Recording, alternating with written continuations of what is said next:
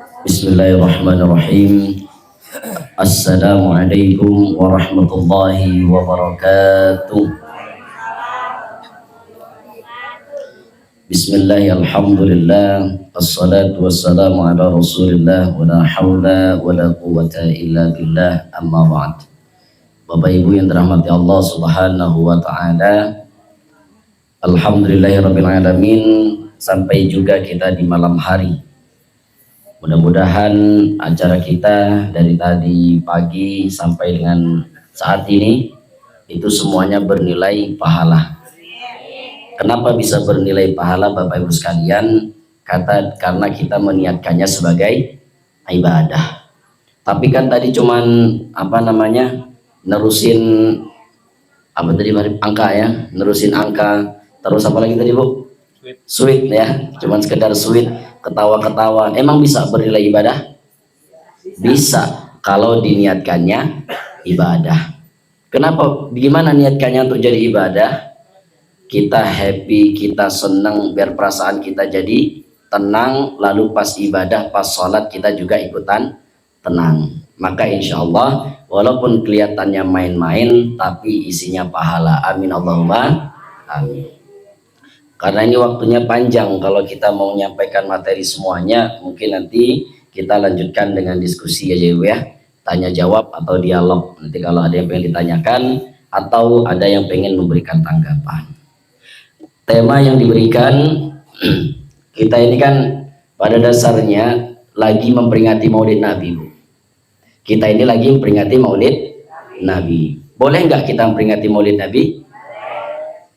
Tapi ada yang bilang nggak boleh, gimana Bu? Bodoh amat. Ya emang gue pikirin. Emang urusan buat loh, gitu ya. Ya kita yang ngamalin, kita yang buat, kita yang punya dalil, kita yang melakukan. Kok lo yang sibuk? Kira-kira. Jadi kalau ada orang yang nggak seneng dengan Maulid Nabi itu aneh, ya Bu ya. Orang dia cucunya yang lahir, bukan anaknya, cucunya, cucu yang lahir saja senang luar biasa. Anak orang, anak tetangga lahiran juga ikut seneng. Presiden kucingnya lahiran juga ikutan seneng.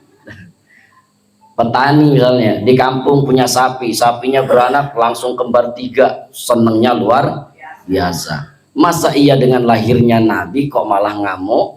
Nah ini agak aneh. Maka pada kesempatan kali ini pada dasarnya kita sedang merayakan, sedang menampakkan kesenangan kita dengan lahirnya baginda Nabi Muhammad sallallahu alaihi wasallam. Nah ini menunjukkan Bapak Ibu sekalian, ternyata untuk mengungkapkan kecintaan kepada Nabi itu banyak caranya. Kalau cara yang paling umum atau yang langsung bersumber dari Nabi adalah bersolawat kepada Nabi Shallallahu Alaihi Wasallam. Sebagai contoh misalnya dalam hadis qudsi, man shalla alayya salatan sallallahu alaihi asrah. Siapa yang bersolawat kepadaku 1 kali, maka Allah bersolawat kepadanya 10 kali. Allahumma salli alaihi wasallim. Jangan pelit-pelit kita sholawat. Kalau disebut nama Nabi Muhammad sallallahu alaihi wasallam, jangan bengong. Nabi Muhammad, tadi di pasar cabai mahal ya. Nabi Muhammad, iya tapi bawang lagi turun tadi. Ya orang nyebut nama Nabi Muhammad tapi yang dia sebutkan lain. Nah ini gimana? Katanya cinta sama Nabi. Salah satu tanda cinta adalah sering menyebut namanya. Bahkan bawa-bawa mimpi ngigo. Nah, itu biasanya tanda-tanda cinta. Atau bener-bener jengkel. Ya tergantung, kalau ibu tidur misalnya, tiba-tiba ditendang bapak misalnya, nyebut nama siapa gitu yang kita nggak kenal. Tendang misalnya. Oh, berarti dia itu jengkel sama orang itu. Nah, jadi nggak semua yang disebut namanya itu tiba-tiba senang ya. Tapi umumnya kalau orang cinta itu pasti sebut. Seperti Rasulullah dengan Khadijah, Ibu. Rasulullah dengan Ibunda Khadijah itu cintanya luar biasa. Bahkan disebutkan dalam riwayat Rasulullah tidak menikah Maksudnya tidak menikah berpoligami ketika masih ada Khadijah, istri pertama beliau. Beliau tidak berpoligami, saking cintanya beliau kepada Khadijah. Sampai-sampai Aisyah itu ngambek kepada Rasulullah SAW. Gimana ngambeknya perempuan ibu? Manyun gitu ya, tiba-tiba nggak jelas, ngomel-ngomel, ya kan, bete, bad mood, nah segala macam, gitu kan. Aisyah pernah begitu dengan Rasulullah SAW.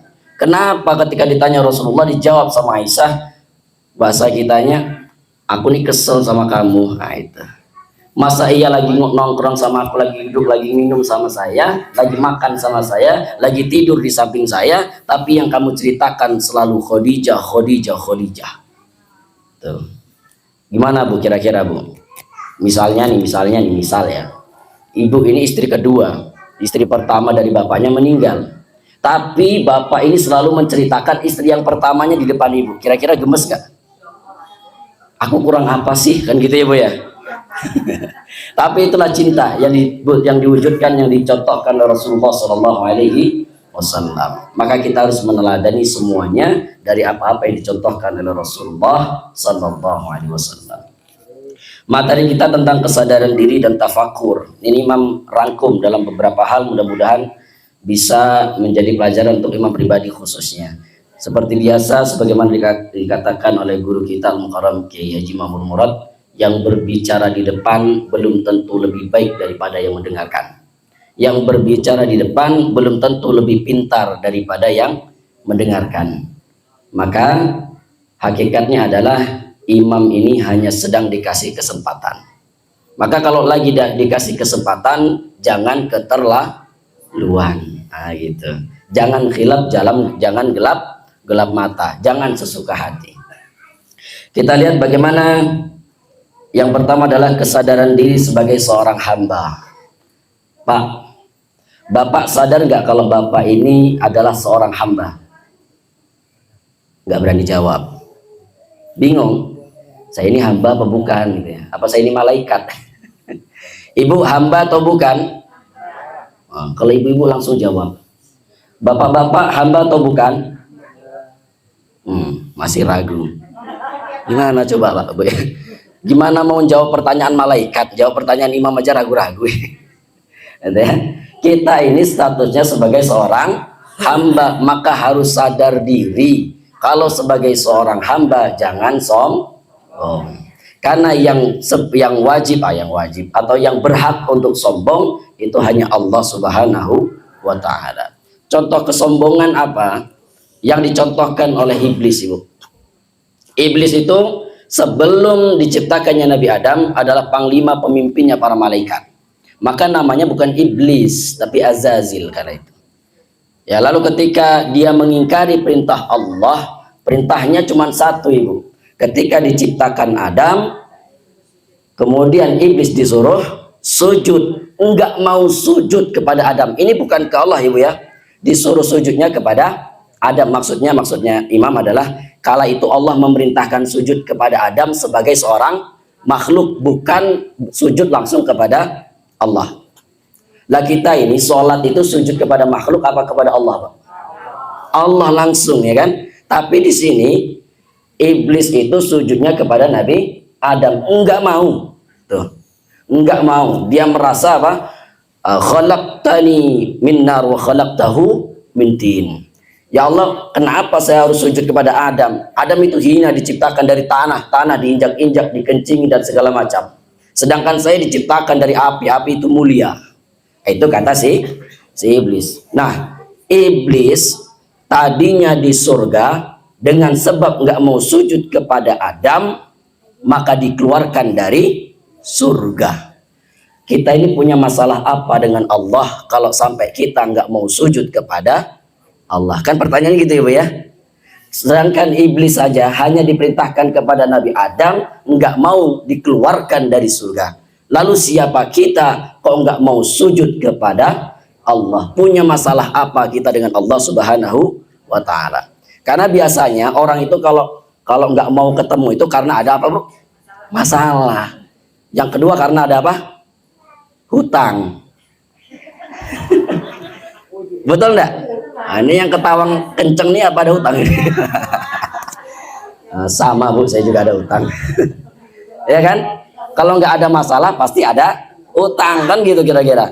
Pasti malu ketemu. Apa kita punya utang dengan Allah Subhanahu wa taala? Apa kita punya masalah dengan Allah? Apa kita lagi selek sama Allah? Nah, kalau lagi selek sama Allah kita ngadunya ke siapa, Bu? Kan kira-kira begitu ya. Kalau kita lagi musuhan sama Allah kita ngadunya ke siapa? Orang yang ngasih hidup kita itu Allah Subhanahu wa taala. Kemudian ketika kita misalnya haji, mohon maaf betul. Ini tapi cuman kisah di film apa itu? Tukang haji naik bubur itu apa? Tukang bubur naik haji. Itu ya. Ada tukang bubur naik haji. Ngamuk-ngamuk kalau nggak dipanggil Pak Haji. Kan gitu ya. Ada nggak di sini? Mana orangnya? Mana Pak RT? Warga Pak RT bukan? Atau Pak RT itu warganya bukan Pak RT kira-kira? Ada nggak yang sudah hajah tapi marah kalau nggak dipanggil hajah? Mana orangnya? Jangan tersinggung ya Pak ya Bu ya. Ini hanya renungan. Karena di antara tanda makbulnya atau tercipta tanda diterimanya haji atau umroh seseorang itu bukan karena dipanggil haji atau hajahnya, tapi bagaimana di kehidupan masyarakat dia diterima dan disenangi oleh masyarakat. Ada orang yang maaf betul sebelum berangkat haji orang banyak nggak suka, lalu dia berangkat haji atau berangkat umroh, pulang dari tanah suci berubah 360 derajat, tiba-tiba orang senang dengan dia. Bisa jadi ketika di tanah suci dia benar-benar bertaubat sehingga Allah muliakan ketika balik ke tanah airnya. Kan begitu. Sehingga apa? Dimuliakan oleh Allah Subhanahu wa taala. Salatnya semakin bagus, ibadah yang lainnya semakin rutin, akhlaknya terjaga. Itu ciri-ciri daripada haji yang makbul, yang diterima oleh Allah Subhanahu wa taala. Dan kalau kayak tukang haji naik bubur, tukang bubur naik haji, kebalik terus ini. Itu namanya haji mardud. Dia pulang dari haji nggak mau sholat lagi. Kenapa kamu pulang haji nggak mau sholat? Kata ustadz pula yang disalahin. Kata ustadz, kalau kita sholat di depan Masjidil Haram 100.000 kali lipat lebih besar pahalanya. Saya kemarin 40 hari 40 malam itu sholat di Masjidil Haram kali saja 5. Berapa tahun saya nggak harus sholat? Edan itu pulang dari Mekah bukan waras tambah edan, gitu ya. Ada lagi yang dia mengira kalau di tanah suci itu sedekahnya berkali-kali lipat, sampai di tanah airnya, sampai di Indonesia mediknya nauzubillah, gitu. Ada nggak kayak gitu? Mana orangnya?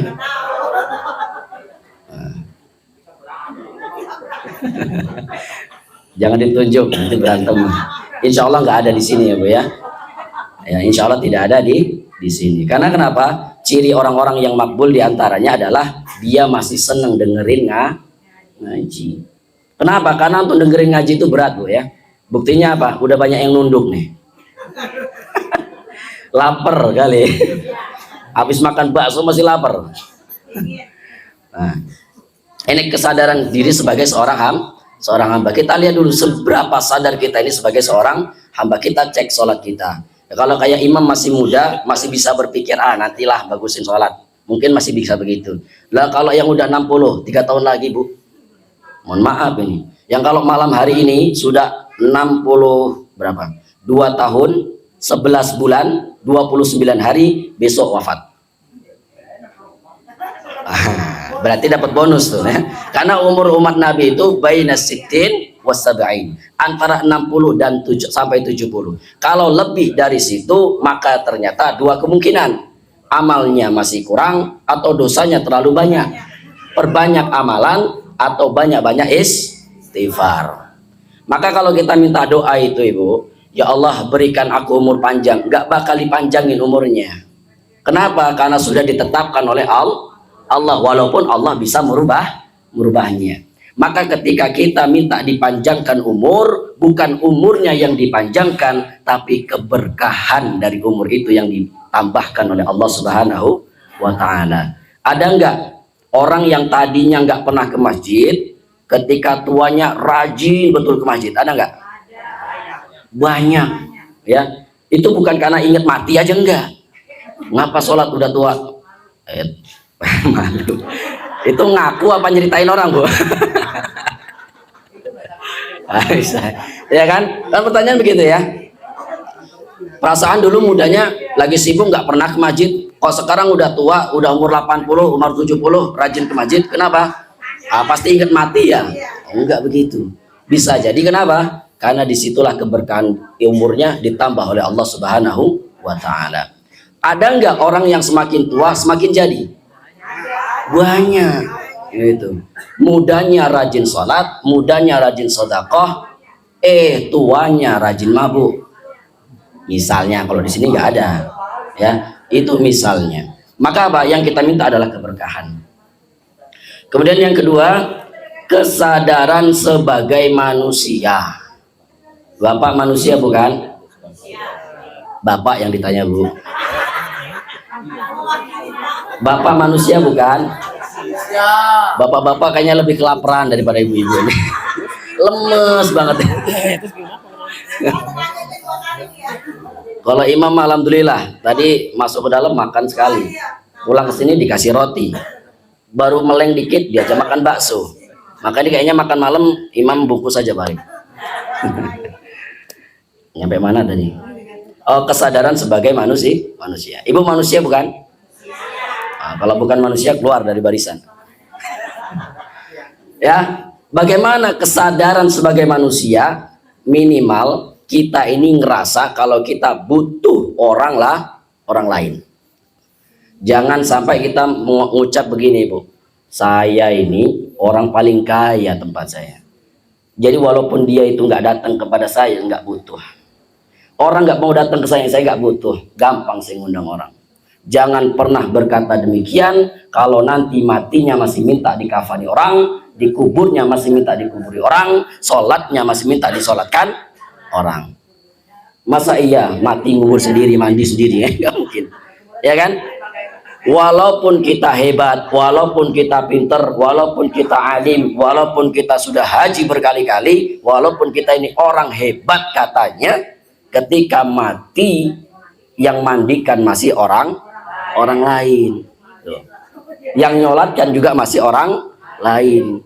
Maka jangan pernah merasa tidak butuh dengan orang lain, apalagi sampai nyakitin orang lain, apalagi manfaatin orang, apalagi ngerusak orang, apalagi minjem duit orang. Allah. Padahal mah imam juga suka minjem, asal dibalikin. Karena kalau kita nggak ngutang itu nggak ada semangat hidup, Ibu. Betul nggak? Tukang ngutang berarti. Ya, kesadaran sebagai manusia. Bagaimana kesadaran sebagai manusia? Kita sadar kalau kita masih butuh orang lain. Maka Nabi SAW sampai mengancam, Bapak Ibu, mengancam kepada kita, la yu'minu ahadukum, la yu'minu ahadukum, la yu'minu ahadukum. Tidak beriman kalian. Siapa itu? Yang tetangganya merasa terganggu dengan kehadirannya.